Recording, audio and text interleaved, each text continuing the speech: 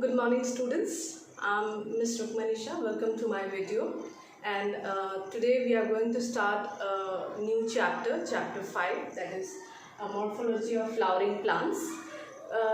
Previously we have completed the biological classification, living world, animal kingdom and planty kingdom, and after studying that unit you must have understood how do we classify all the group of organism on the basis of their different characteristics. We classify them and we put them under a taxonomy of various taxa. Okay, so we have seen in animal kingdom the various phylums and their classes, right? In plant kingdom also we have seen the major groups. Alright, so from there we understood that on the basis of certain characteristic we categorize them under different categories, different groups. So in this chapter, that is Morphology of Flowering Plants, we will try to understand within the flowering plant, that is within the angiosperm. Flowering plants are angiosperm. Within the flowering plants, there are again different types of flower, different types of plants, different types of seeds. So on the basis of that, how can we differentiate different types of flowering plants? Okay, how can we differentiate different types of flowering plants? So here we have understood the division angiosperm, but under angiosperm also, under flowering plants, we have again different families of flowering plants. So we will try to understand what are the different types of flowering plants. And in this portion, stem from your this chapter, stem, roots and leaf, that portion is reduced. Okay, that portion will not be included, only flower is included, and we have to learn either of the family, that is Liliaceae or Solanaceae family we have to study. We can choose any. So I will be teaching you Solanaceae family flowering plants, and Fabaceae family is completely deleted, right? We don't need to learn Fabaceae family, whereas we need to learn either Liliaceae or Solanaceae. So we will be learning Solanaceae. Okay, so morphology of flowering plants. What does morphology stands here? Morphology means external structure. What do we see from the outside? How externally these flowers are, how externally these plants appear to be, their arrangement, all these things refers to morphology. Okay, what do we see from external point of view, external features, what we see in plants or animals? So that refers to morphological features. Alright, and in this chapter we will try to understand the technical terms and standard definitions. Okay, technical terms of various types of flower, various types of arrangement. Okay, on the basis of the arrangement of on the basis of different types of plants, different types of flower arrangements are also there. So we will learn their technical biological terms and the standard definitions, and possible variations in different parts, that how different types of plants they adapted. Okay, they adapted their different features on the basis of their environment. Those things we'll be learning. So we'll start with the morphology of inflorescence. Okay, morphology of inflorescence. Now what is inflorescence? Inflorescence is arrangement of flowers on floral axis, and it's called inflorescence. So we'll start with the topic morphology of inflorescence.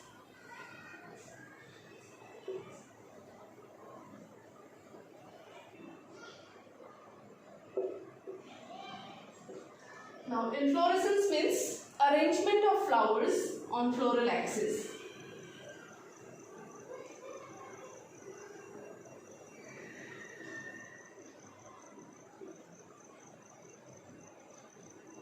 This is what inflorescence means. Now what is floral axis? See, to understand this, first we have to understand what flower is.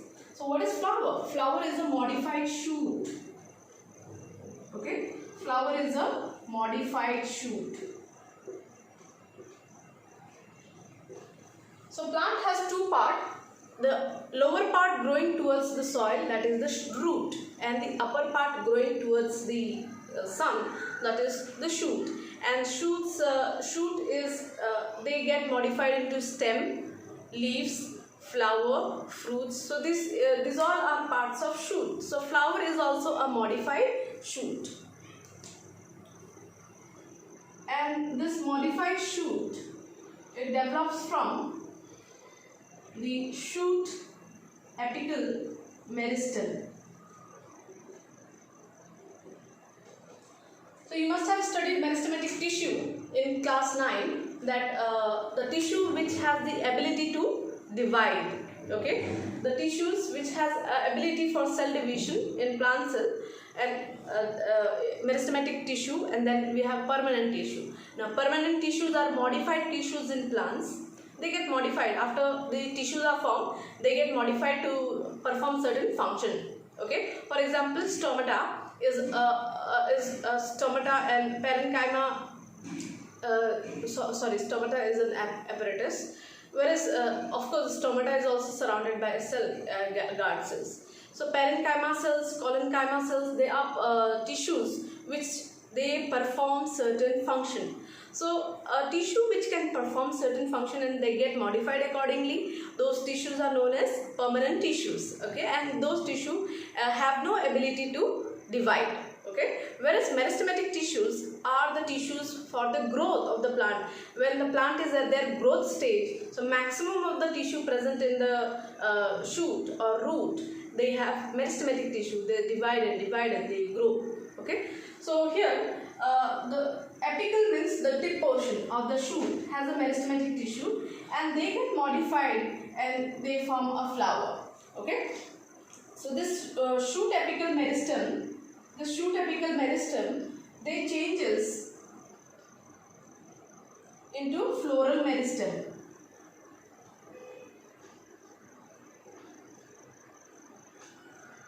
The shoot apical meristem, it changes into floral meristem. Now see, here is a plant which is growing. Now shoot tip, the tip portion of the shoot has meristematic tissue. Okay, it has meristematic tissue, and this tip gets modified into a floral meristem. They get modified, this tissue get modified into floral meristem. And then what happens? The apex produces from here a different parts of the flower is formed. Suppose this is a flower. So this is what? This is actually the floral meristem. And from floral meristem, different parts of the flower gets arised. Okay, so it can be here, the flower can be here also, in anywhere, in the apical, in terminal part or in the lateral part, wherever the flower is, it possesses the floral meristem, and from that floral meristem, the pedicle, petals, sepals, all this thing will arise. Okay, and that is how the flowers are formed. Okay, so this is this portion, this region is known as shoot apical meristem, and this tip portion gets modified into floral meristem, and from the floral meristem, flower, different floral parts, they get developed. Okay, so apex means the tip portion. Alright, the tip portion is the apex. So apex produces different floral appendages. Appendages means different parts of the flower, petals, sepals, androecium, gynoecium, alright, pistil, stamen. So instead of leaf, like here, in case in this part you see, here the shoot tip, they get modified into, they have meristematic tissue that produces leaf. Here the shoot tip. Whereas here the shoot tip, they get modified into floral meristem, which give rise to flower. Okay, so instead of producing leaf, they produce flower. So this is what flower is. Alright, the shoot tip transforms into flower, and it gives rise to, the shoot tip transforms into flower, and on the basis of the development of the flower, on the basis of the arrangement of the flower in the plant or in the stem, we have two types of arrangement. Okay, cymos and racemos. So two types of inflorescence. What do you mean by inflorescence? We have seen just now, arrangement of flower. Arrangement of flower is known as inflorescence. So how flowers are arranged in stem? So on the basis of that, we have two types, okay, types. One is racemose, called racemose inflorescence, and cymose inflorescence. Okay, racemose inflorescence and cymose inflorescence. Now what happens, how the arrangement is done here, we will see. Depending, so these types are categorized on the basis of apex development. On the basis of apex development. What is apex? Can you recall now? The tip portion of the shoot, right? If this is the plant developing, so these tip portions are called apex. Okay? So on the basis of apex development, we have two types of inflorescence. Now, in racemose, the apex or axis, the apex, the tip portion, it keeps on growing, and the lateral part of the shoot, which we call small branches, from the lateral part the flowers are developed, and then the tip portion of the shoot, that is the apex, it keeps on growing, and the lateral parts, they develop the flower. So that kind of arrangement is racemose. And in some flowering plants, you see the tip portion, that is when the shoot develops, at the tip the flower is bloomed, and then it stops growing. You must have seen in dahlia, sunflower, right? Okay, dahlia and sunflower, these are where the tip portion bears flower, and the plant stops developing, the shoot stops developing, the apex means the shoot tip, it stops developing. So that is cymose. Okay, so racemose is what? Where, I'll draw and show you, where the tip portion of the plant keeps on growing, whereas laterally the flowers are born.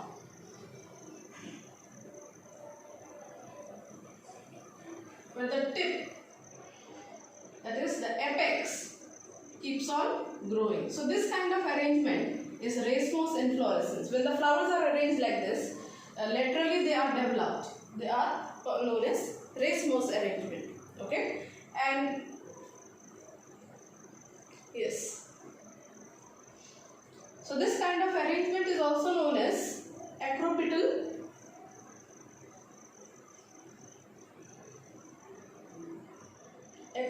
order. This arrangement, racemose inflorescence, are known as acropetal order. This arrangement of flower is known as acropetal arrangement. Now in case of cymose, what happens? You see, there is the root and the shoot develops. The lateral flower may be there, may not be there, whatsoever. Lateral flower may be there, may not be there. Here the shoot tip will develop into flower, and the apex will stop the growth. Now the plant will not grow further, but here the plant will grow further. It will keep on developing, it will keep on growing. So this kind of arrangement is called basipetal order. This order of arrangement of flower is known as basipetal order. So in cymose inflorescence you see basipetal order, in racemose inflorescence you see acropetal order. Alright? I hope I am clear. So next we will see morphology of flower.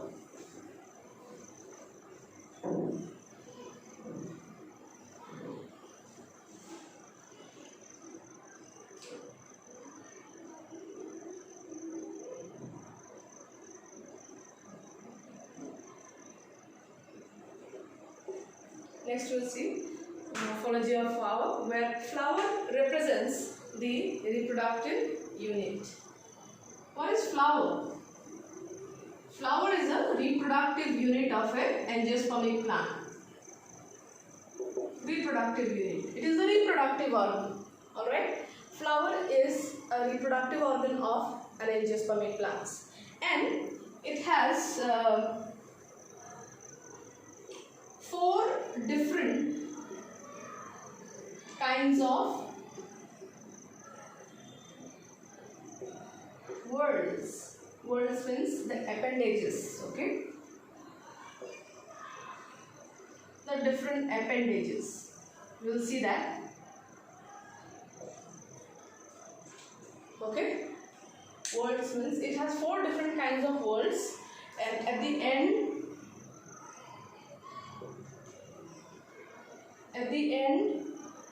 of the stalk, at the end of the stalk or pedicle, stalk or pedicle, at the end of the stalk or pedicle there is a swollen structure known as thalamus, okay, or receptacle.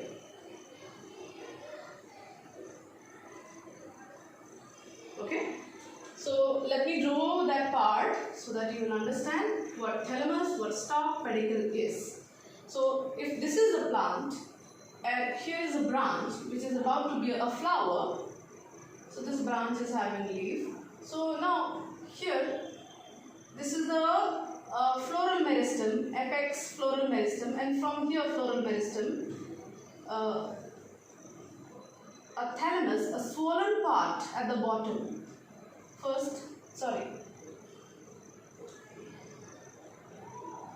See, this is the tip of the shoot, right? This is the tip of the shoot, which we call apex, right? Floral meristem. So from here, the rest part of the flower develops. So now what are the parts which starts with? Okay, from the apex, from the floral meristem, what are the parts of the flower that it starts with? It starts with a stalk, a thin stalk, which we call pedicle. Then at the end of the pedicle, just now we have written, at the end of the pedicle we have a swollen structure known as thalamus or receptacle. This is a swollen structure which we call thalamus or receptacle. And from the thalamus, the other appendages develop. Other appendages such as small leaf-like structure, they are what? Sepals. And the brightly colored structures are what? Petals. And then we have reproductive organ, male reproductive organ and female reproductive organ. Alright. So this is sepals, petals, and male reproductive organ, stamen. This is female, pistil, and this is stamen. Okay, stamen. Now this colorful parts which I have colored apart from thalamus, this petals, sepals, pistils, stamens, they are known as whorls. Okay, whorls. Appendages. Okay, floral appendages. Stamen, pistil, petal, sepal, they are known as floral appendages or whorls. So four different types of whorls. Four kinds of whorls are found in the flower. What are they? Stamen, pistil, petals, sepals. Alright.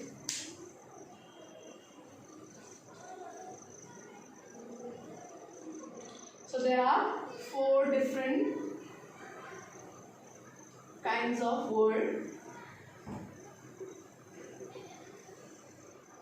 It is sepals,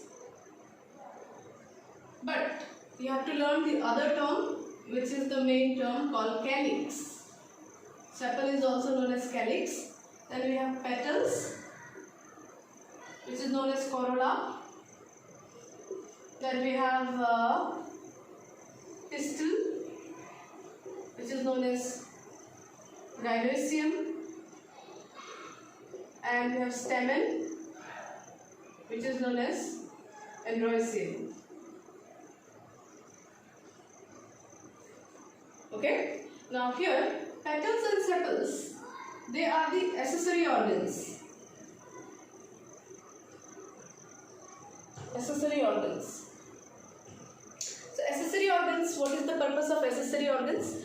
Petals and sepals are, some sepals are always green, but petals are colorful, brightly colored. Okay, purpose of petals are to attract the insects for pollination. So that's why they are accessory organ in the reproductive part. They are not the gamete producing organ.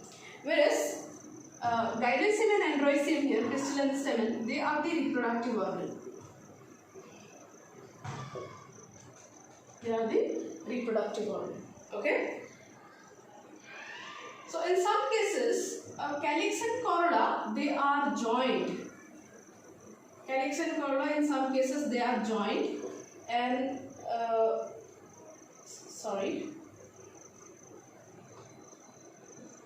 when they are not distinct,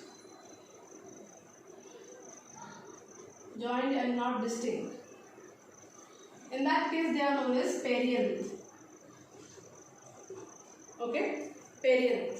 In some cases, you cannot differentiate which part of the flower is sepal, which part of the flower is calyx, or which part of the flower is corolla. In some cases, you cannot differentiate. So in that case, you will call it as perianth when calyx and corolla are not distinct, are not differentiated well. All right. Now, some flower, they bear both androecium and gynoecium, both pistil and stamen. When they have both these parts, both reproductive organs, they are known as bisexual. And some flowers, when they have either of it, either they have male, gynoecium is male reproductive, female, and stamen, androecium is male. So if they have male reproductive part, or if they have only female reproductive part, they are known as unisexual flower. Alright? So these were the different kinds of words. Now we'll see, on the basis of the symmetry, we have different types of flower again. See, at the beginning of this video, I have told you what we are going to learn in this chapter. We are going to learn the standard technical terms. So these are the terms we are learning: bisexual, unisexual, androecium, gynoecium, calyx, corolla. These all are terms. Okay, and what does it refer to? What is their role? Being a part of the flower, what is their role? Okay, so now flower can be, now symmetry you have learned earlier. The flower can be divided into equal right side, left side, or from any direction. If you divide, it will be equal. Okay, or they can be asymmetry. They cannot be equal in any half if we divide them. So that is known as symmetrical. Okay. So now in case of flower, you will see on the basis of their symmetry, they are known as actinomorphic. Actinomorphic when they are radially symmetrical. Radially symmetrical means what? If you divide them diagonally, okay, if take the central axis of the flower, if this is a flower, here this portion will be the central axis, okay. From the central axis, you take diagonal, cut diagonally. So when you cut diagonally, so and if it appears to be equal, okay, all the four sides, when you cut them diagonally, four sides of the flower will come, and if all the four sides of the flower is equal, so that is radial symmetrical, actinomorphic. So flower is actinomorphic. Okay. So example: mustard flower and datura flower. Mustard and datura. Okay. Then we have zygomorphic, where flower is bilaterally symmetrical. Means if from the central axis of the flower, if you divide them perpendicularly and the right side and the left side is equal, then it is bilateral. Okay. So example: pea and gulmohar, pea flower and gulmohar flower. Okay. The last one is asymmetry. When the flower is not same, if you divide them from any direction and still it is not same, then it is asymmetry. Okay. Now we will go to the on the basis of number of floral appendages. On the basis of number of floral appendages, we have different types of flower. Okay.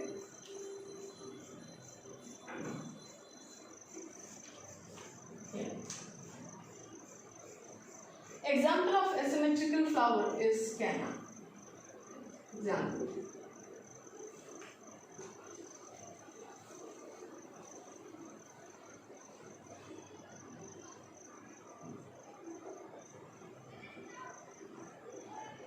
On the basis of number of floral appendages. How many numbers of petals are there? On the basis of that, trimerous. Flowers are known as trimerous if there are 3 numbers of petals. Tetramerous if there are 4 numbers of petals. Pentamerous if there are 5 number of petals. Okay. So on the basis of the floral appendages petals, number of floral appendages, we have 3 types of flowering. Okay. So we are learning these terms, the standard terms, which refers to the flower on the basis of their characteristic. On the basis of the radial symmetry, we call them actinomorphic. On the basis of the number of petals, if it has 5 petals, then it is known as pentamerous. The flower is known as pentamerous. Okay. So these are the terms which you should know. A flower having 3 petals, known as trimerous, having 4, tetramerous having 5, pentamerous. Next, flowers with bracts. Now what is bracts?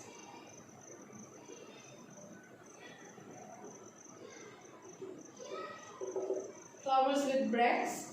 Bracts are a reduced size of leaf which are found at the base of pedicle. Okay, let me draw and show you how. Suppose this is thalamus of the flower, and we know that generally in flowers we see this calyx, green color part, we see this calyx. Then we have this petals, colorful petals of the flower. Now in some flower you will see that below this calyx again, some more small leaves are present. Okay, so they are very reduced, smaller than the calyx, reduced in size, so they are known as bracts. Okay, so some flowers they have bracts, some they don't have bracts. So flowers which have bracts, they are known as bracteate flower, and some flower which do not have bracteate, they are known as ebracteate. Okay, without bracts, they are known as ebracteate, and have bracts, they are known as bracteate. Alright, next we will see position of floral whorls in respect of the ovary. On the basis of position of ovary.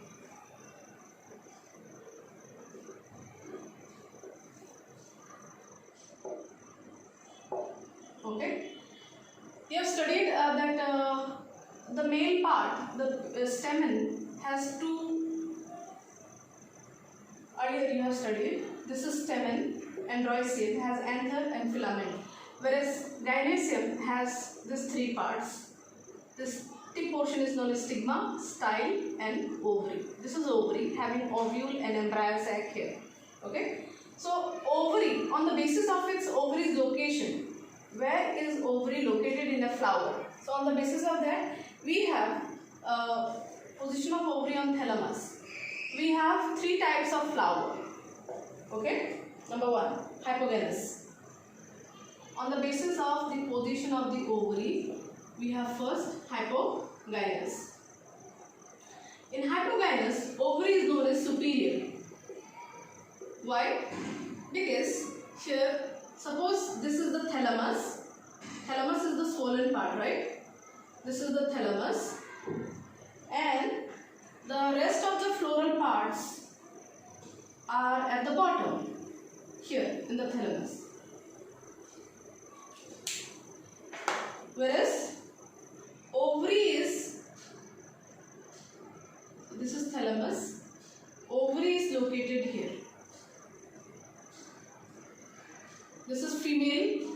reproductive organ, and here is the ovary.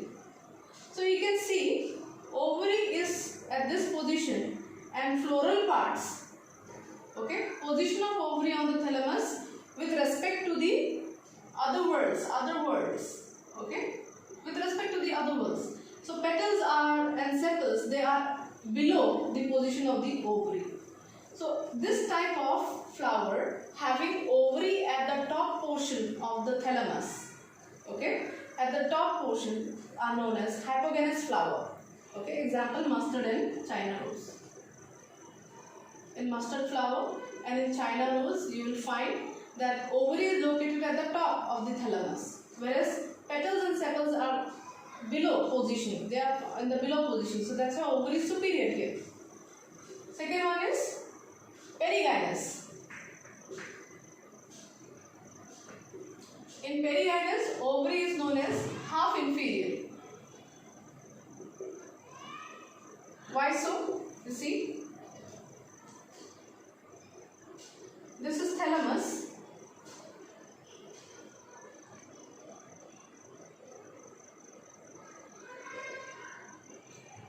Ovary is located here,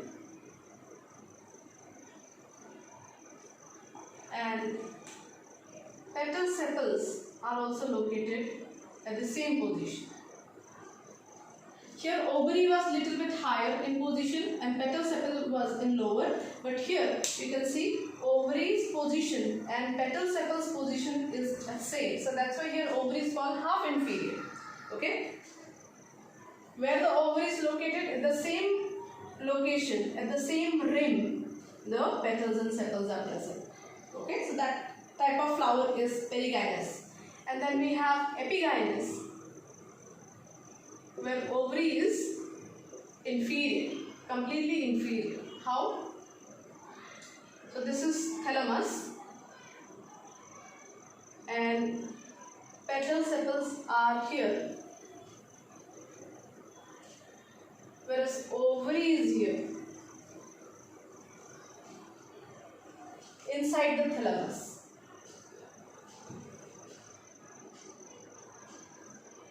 So petal sepals position is higher than the position of ovary. So ovary is at the bottom. The position of the ovary is now here, it is at the bottom. Here it was at the same and here it is at higher. Okay. So when the thalamus grows upward, here the thalamus has grown upward against the ovary. So that's why ovary gets enclosed in the thalamus, and that type of flower having ovary in such position is known as epigynous flower. Okay.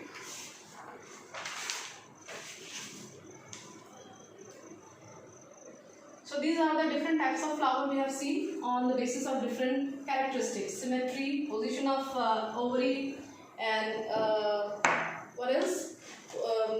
Number of floral appendages, and flower with bracts and not bracts. Now we'll see the parts of flower.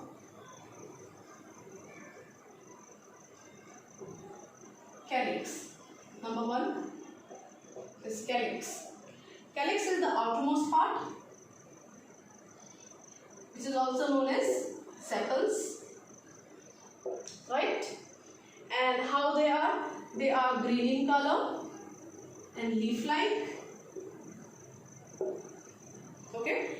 And what is their role? So they protect the bud flower. Protect bud flower.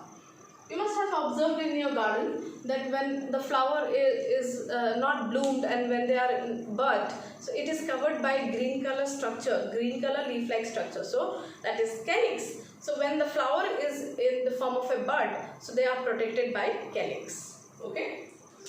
So that is the role of calyx. Now types. Calyx are of two types. One is known as gamosepalous, where calyx are united, where sepals are, calyx means sepals only, okay, same thing, sepals are united, and polysepalous, where sepals are separate, free. Okay, so in some flower you will see that the calyx are So suppose this is one calyx, second calyx, third calyx. So they all are joined, okay, in sunflower. And in sunflower, the calyx are free, they are separate. Individually, they are existing in one flower, okay, like this. So this is gamosepalous, this is polysepalous, okay.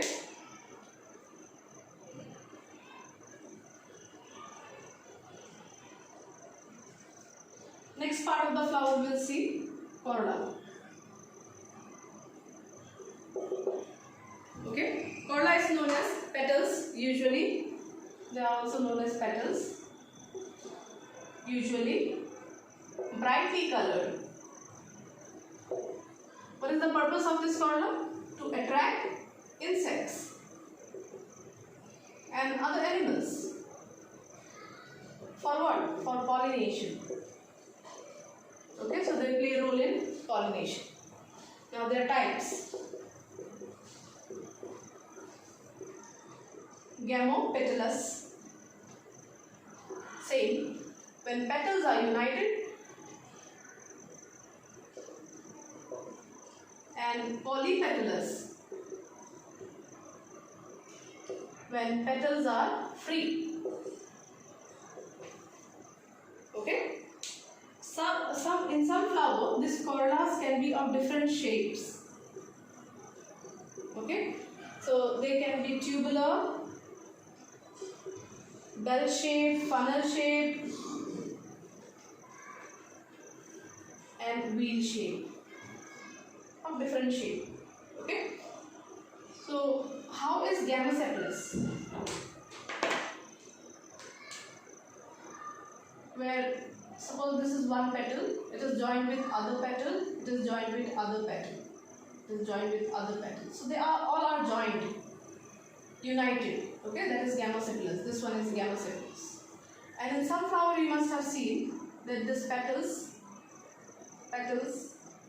are separate. Petals are separate, so they are polypetalous. They are known as polypetalous. Alright, so that was corolla. Now after learning calyx and corolla, we'll learn aestivation. Okay?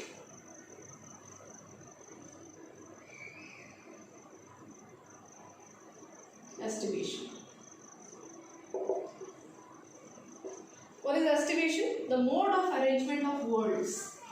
How these petals are arranged in the base of the thalamus, okay, with respect to the same member of the whorls. Okay, if a flower has 5 petals, so how these 5 petals are arranged? Okay, how these 5 petals are arranged in the pedicle? In the thalamus. How these petals are arranged? Are they overlapped, or are they circular, or are they in random patterns? Okay, so that arrangement of these whorls, okay, mode of arrangement of sepals and petals are known as aestivation.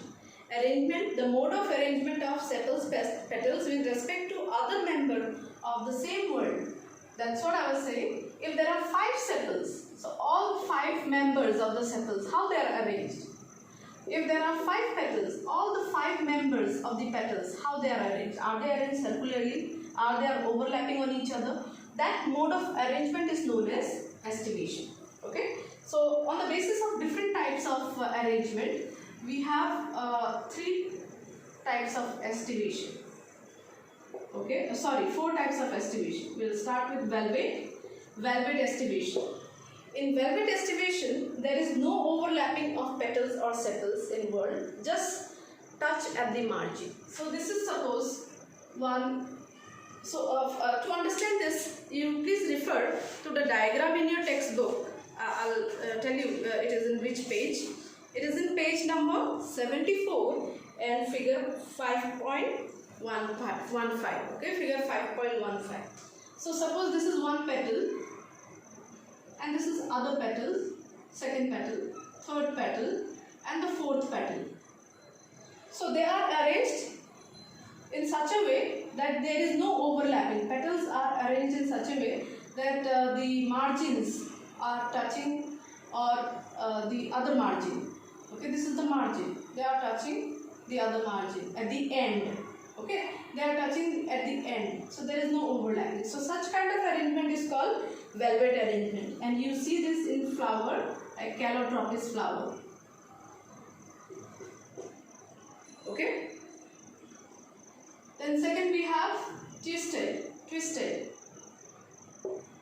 Okay.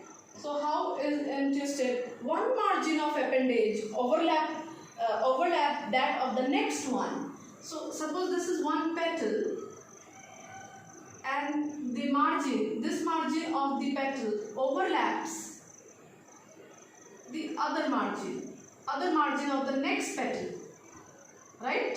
Okay, this will be overlapped by next petal, and then this will be overlapped by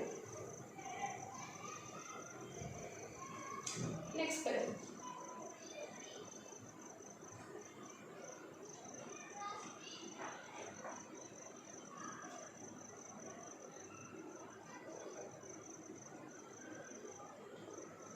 Like this. So this type of arrangement is called twisted arrangement, twisted aestivation, where you see this is one petal. So one end of the petal is being overlapped by the other petal. So this petal is overlapped by this petal. This petal is overlapped by this petal, and this petal is overlapped by this petal. Okay. So this type of arrangement of petals are known as twisted, and you find this twisted patterns of arrangement in China rose. Okay, China rose is very common, so you can see if the flower is available in your garden, you can see that. Next is imbricate. Imbricate aestivation. In imbricate aestivation, margin overlaps one another, not in any particular direction. Okay, suppose this is one petal. It has been overlapped by the next petal, where there is this petal has been overlapped by this petal is overlapping these two petals. Let me draw it clearly.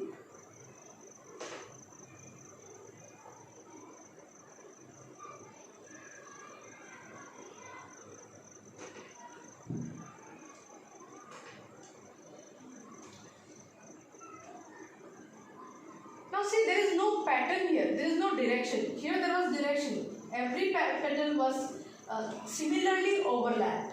Okay, in the same direction it was overlapped. In this case, you see, here this petal has been overlapped by this, but this petal is not overlapped. But this petal is overlapping these two petals. Okay, whereas this petal is not overlapping any, but it is getting overlapped by this petal also and this petal also. In both ways it is getting overlapped. So there is no particular direction here. So random arrangement. So that is known as imbricate, you will find in Gulmohar. Alright. And then we have the fourth one, vexillary. Vexillary aestivation, where they are, you will find especially this type of arrangement in pea flower and beans flower. It has 5 petals, and out of that 5, one is the largest petal.